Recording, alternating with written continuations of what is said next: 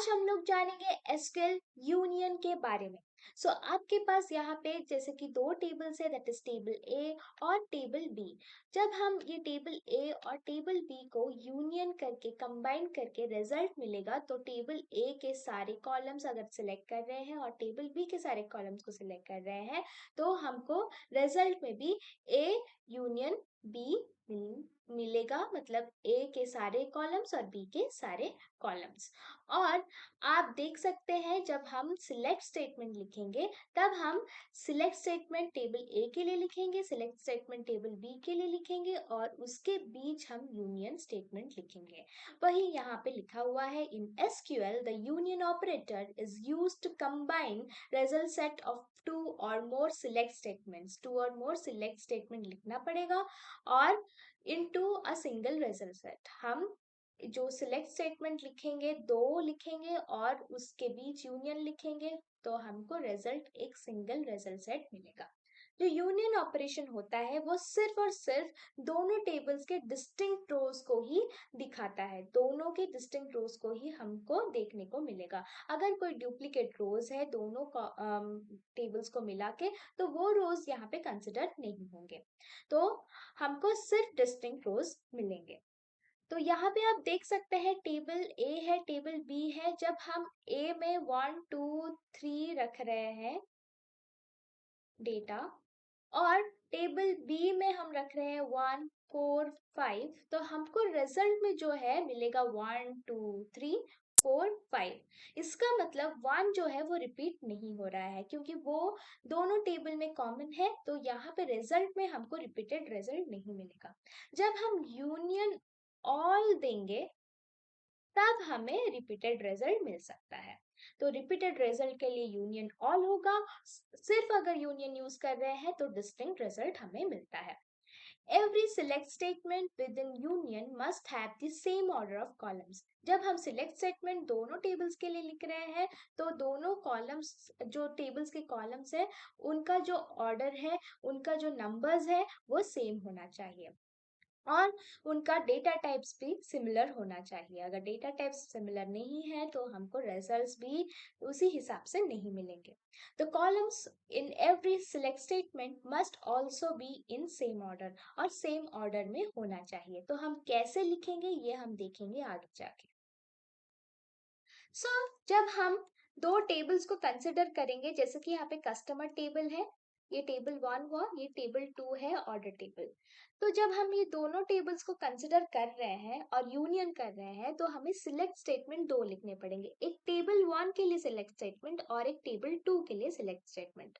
तो select statement जब हम लिख रहे हैं, तब हम कॉलम्स जो लिखेंगे ऑर्डर्स उनका सेम होना चाहिए। मतलब कि जब हम टेबल 1 के लिए लिख रहे हैं कॉलम्स, तो यहाँ पे जैसे कि यहाँ पे दो कॉलम्स हमने कंसिडर किया है, तो सिर्फ दो ही कॉलम्स रहेंगे टेबल 2 के लिए भी। तो टेबल 1 के लिए अगर दो कॉलम्स है, टेबल 2 के लिए भी दो कॉलम्स ही होना चाहिए और उनके डेटा टाइप्स भी सेम होना चाहिए। तो टेबल 1 में अगर हमारा जैसे कि कस्टमर आईडी प्रेजेंट है, उसका डेटा टाइप इंट है अगर, तो वही इंट डेटा टाइप हमारे टेबल 2 में भी इंट डेटा टाइप कॉलम 1 के लिए भी रहना चाहिए।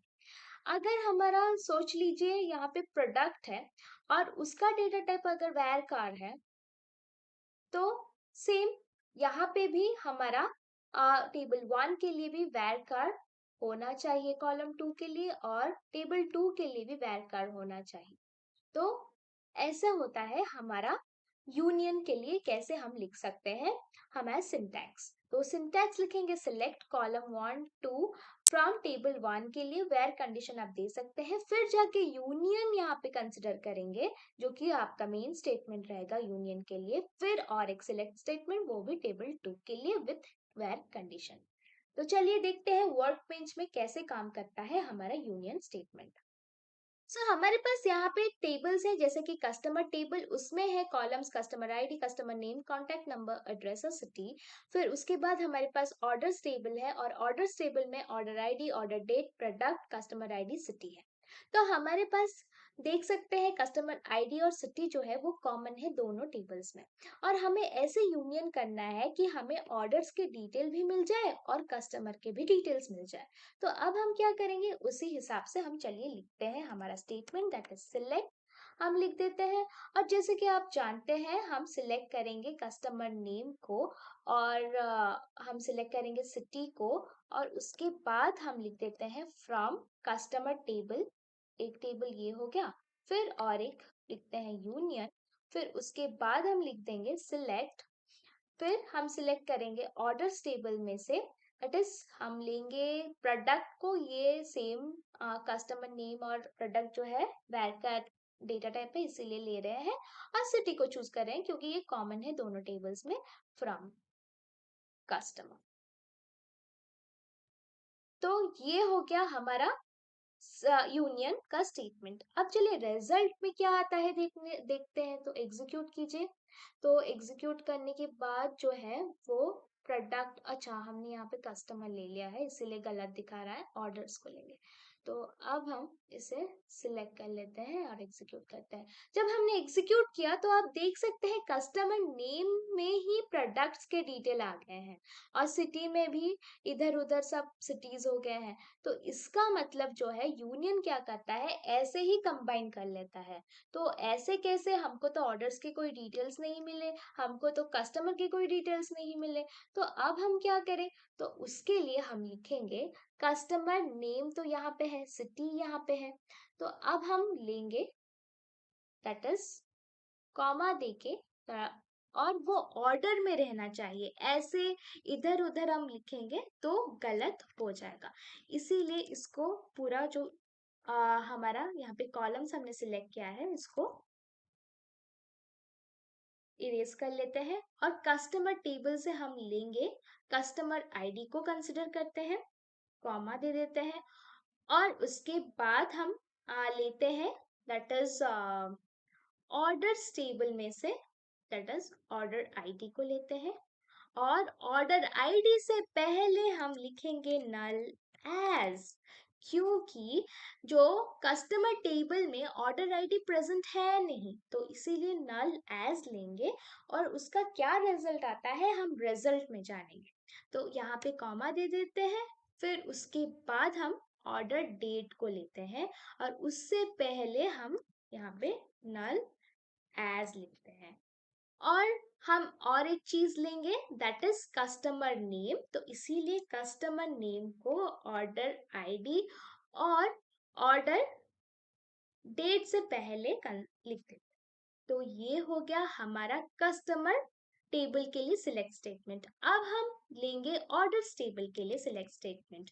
तो कस्टमर आईडी तो ऑलरेडी प्रेजेंट है, तो कस्टमर आईडी जो है हम यहाँ पे और एक बार लेंगे, फिर कॉमा देंगे, फिर यहाँ पे नल एज हमारा रहेगा क्योंकि कस्टमर नेम जो है ऑर्डर्स टेबल में प्रेजेंट नहीं है, इसीलिए नल एज, और उसको हम सिलेक्ट करेंगे कस्टमर टेबल से, दैट इज कस्टमर नेम, यहाँ पे कॉमा देंगे, फिर उसके बाद ऑर्डर आईडी को सिलेक्ट करेंगे क्योंकि ऑर्डर्स टेबल में ऑर्डर आईडी है इसीलिए उसके पहले नल एज लिखने की जरूरत नहीं है, फिर ऑर्डर डेट को सिलेक्ट करेंगे। तो ये हो गया हमारा यूनियन स्टेटमेंट। अब देखते हैं हमारा रिजल्ट क्या आता है। तो आप देख सकते हैं हमारा जो रिजल्ट है वो क्या आया है। आना, फिर सुनील का कस्टमर नेम के हिसाब से ऑर्डर डेट आईडी नहीं दिखा रहा, तो ये क्या किया ना, ये दोनों टेबल्स को ही कंबाइन कर लिया। सो ये है आपका यूनियन स्टेटमेंट। तो यूनियन स्टेटमेंट कैसे यूज करते हैं ये आपको तो पता चल गया होगा इस वीडियो से। तो ऐसे आप यूनियन स्टेटमेंट यूज कर सकते हैं नल एज का स्टेटमेंट यूज करके भी।